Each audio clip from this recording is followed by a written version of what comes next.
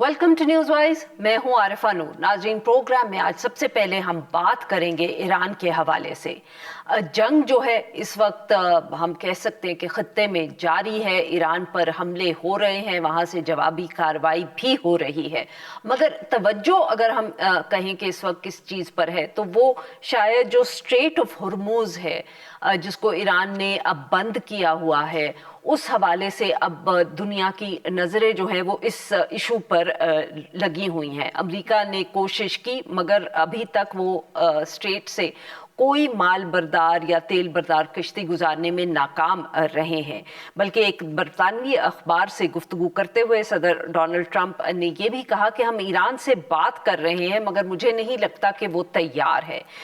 इसके जवाब में ईरान से भी जवाब आया। वहाँ के वजीर खारजा जो है उन्होंने कहा कि अमेरिका ने जंग बंदी के लिए कभी नहीं कहा और जब तक ज़रूरत पड़ी ईरान जो है वो अपनी दिफा के लिए तैयार है। सदर डोनाल्ड ट्रंप जो हैं इस वक्त उन्होंने ये तकरीबन 7 ममालिक से बात की है स्ट्रेट ऑफ हुर्मुज के हवाले से। वो चाहते हैं कि इसकी हिफाजत हो और बाकी ममालिक जो हैं वो मदद करें अमेरिका की इस स्ट्रेट को खुलवाने के लिए। बरतानवी अखबार के मुताबिक सदर डोनाल्ड ट्रंप ने खबरदार भी किया है कि नेटो ने अगर मदद ना की इस मामले में तो नेटो का मुस्तकबिल बहुत बुरा होगा।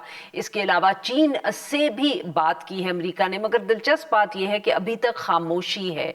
हम ये नहीं कह सकते कि किसी भी मुल्क से कोई मुस्बत जवाब उस तरह अमेरिका को इस हवाले से मिला है। जापान और ऑस्ट्रेलिया ने भी इनकार कर दिया है अपनी बहरी जहाज़ भिजवाने के लिए। यूरोपियन यूनियन भी आज इस हवाले से एक इजलास बुलाएगा, उसमें इस इशू को डिस्कस किया जाएगा। चीन ने भी जो है वो अभी तक कोई ऐसा जवाब नहीं दिया। तो ये मामला जो है ये अब काफ़ी संजीदा हो रहा है, बिकॉज जैसे बार बार कहते रहते हैं कि तेल की कीमतें भी बढ़ सकती हैं अगर सप्लाई रुकी रही। उसके बाद ये सप्लाई अगर यहाँ से ना आ सकी फर्टिलाइज़र की तो फर्टिलाइज़र की कीमतें भी बढ़ेंगी और उसके बाद दुनिया में फूड सिक्योरिटी का भी एक इशू हो सकता है। मगर हमले दूसरी तरफ दोनों तरफ से हो रहे हैं। इस हवाले से जो खलीजी ममालिक हैं उन्होंने अपने तहफ़्फ़ुज़ात का भी कुछ मीडिया रिपोर्ट्स के मुताबिक इजहार किया है और वो चाहते हैं कि रिस्ट्रेंट का मुजाहिरा किया जाए। ख़ास तौर पे ये इसलिए भी ज़रूरी है क्योंकि उनकी मईशत जो है सब ममालिक की उन पर भी बहुत फ़र्क पड़ रहा है। तो सिफारती कोशिशें भी इस हवाले से जारी हैं। इवन दो साथ में ये भी कहना ज़रूरी है कि कुछ मीडिया रिपोर्ट्स ऐसी भी हैं जो कहती हैं कि खलीजी ममालिक जो हैं वो बल्कि चाहते हैं कि अमेरिका यहाँ ईरान को और कमज़ोर करे। अब सच क्या है ये कहना मुश्किल है। पाकिस्तान के वज़ीर आज़म का भी पिछले दिनों में और फील्ड मार्शल का भी दौरा हुआ सऊदी अरेबिया के। ईरान से भी उनकी बातचीत जारी है। कुछ लोगों का ख्याल था, मीडिया रिपोर्ट्स थी कि ये भी मुज़ाकरात के हवाले से ही मुलाकातें हुई हैं। इस हवाले से गुफ्तगू करने के लिए आज हमारे साथ मौजूद हैं जाहिद हुसैन साहब, सीनियर सहाफ़ी हैं, तज्ज़ियाकार हैं, इन इशूज़ पे बहुत गहरी नज़र रखते हैं। और हमें ज्वाइन किया है जॉन हुसैन साहब ने, सहाफ़ी हैं, तेहरान से हमें ज्वाइन करें। Welcome to the show gentleman. John Hussain साहब, आपसे गुफ्तगू का सर आगाज़ करेंगे। बताइएगा इस वक्त क्या सूरत हाल है ईरान में, तेहरान में, बमबारी के हवाले से भी, लोगों का मूड जो है उस हवाले से भी। बहुत बहुत शुक्रिया मिस आरफा मुझे बुलाने के लिए। जहाँ तक बमबारी की बात रहे तो बमबारी कम हुई है यूएस और इसराइल की। लेकिन बहरहाल अब वो पुलिस स्टेशंस और दूसरे दूसरे जितने भी बसीज के चेक पॉइंट्स हैं उनको टारगेट कर रहे हैं डायरेक्टली। और उसके साथ साथ जो तेहरान के अंदर आपने कल रात को हमने देखा था कि इन्होंने दोबारा बमबारी की थी। बहुत बड़े पैमाने पे शिराज के अंदर बमबारी हुई थी जिसमें रेजिडेंशियल इलाका जहाँ पे रेस्क्यू टीम्स के ऑफिसेस थे, वेलफेयर ऑर्गेनाइजेशन के ऑफिसेस थे, उनको डिस्ट्रॉय किया गया। और काफी जानी नुकसान भी हुआ जहां तक मुझे इतलात अभी तक मौसूल हुई है उसके बारे में। और उसके साथ साथ दूसरी जगहों पे भी जैसा कि इस्फहान है उसके अंदर भी अटैक्स हुए। ईरान ने बहरहाल जवाबी कार्रवाई में 53 वेव्स अभी तक लॉन्च किए हैं और 54th वेव ईरान लॉन्च कर रहा है। इसराइल के अंदर दिमोना, तेल अवीव, हाइफा, इलियाद, बीर शिवा, इन सारे इलाकों को निशाना बनाया गया है और नेतन्याहू के पर्सनल ऑफिस पे दोबारा हिट किया गया है।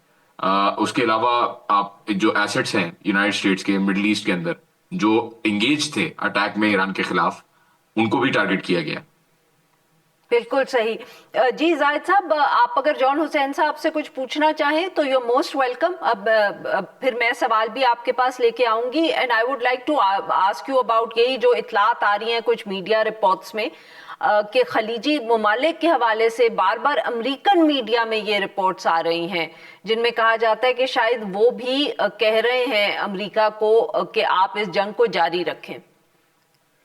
देखिए, ये बात तो अभी सही है कि बिलवास्ता तौर पे ये खलीज के ममालिक सऊदी अरेबिया एक हद तक जंग में शामिल हो गए हैं, क्योंकि जो जितने इस अरसे में हम देखें कि मुस्तकिल जो है न सिर्फ अमेरिकन जो मिलिट्री बेसेस इन ममालिक में है उनको निशाना बनाया गया है, बल्कि अब उसका दायरा जो है बढ़ता चला जा रहा है। जो कल हम देखा था कि यूएई में के सबसे बड़े ऑयल डिपो पे भी जो है अटैक हुआ, और इसके साथ साथ जो है दुबई में खास तौर पे शहरी इलाकों पे भी हुआ है।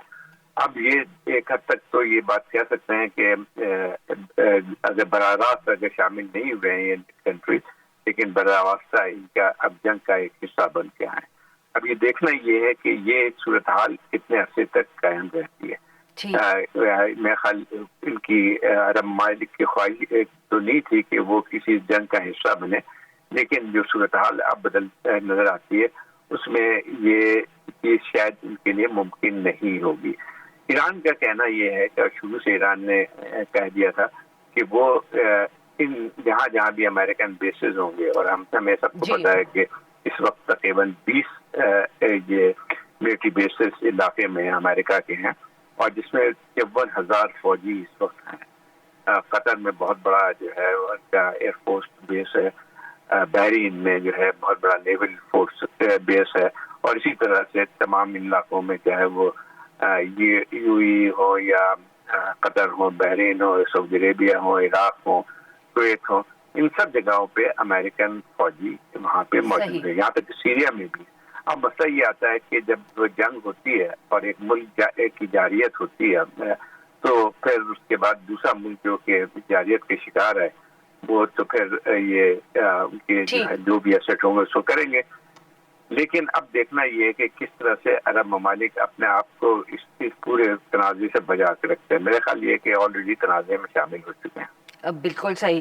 जी जॉन साहब, अब ये बताइए कि हम किस तरह देखें ये जो सारा आप लोगों के ऊपर भी ऑब्वियसली ये जो आप कह रहे थे कि इतनी वेव्स लॉन्च की हैं, तो कुछ इन खदशात का भी इजहार हो रहा है कि कहीं ना कहीं ईरान के भी जो स्टॉक्स हैं हार्डवेयर के, मिलिट्री वेयर के, उनमें कमी होगी कि अगर शिद्दत दूसरी तरफ से हमलों में कम हो रही है तो क्या अब कहीं तेहरान में हुकूमत को ये खतरा है, खदशा है कि अगर बहुत जंग चली तो आपके भी स्टॉक्स जो हैं वो डिप्लीट होना शुरू हो जाएंगे?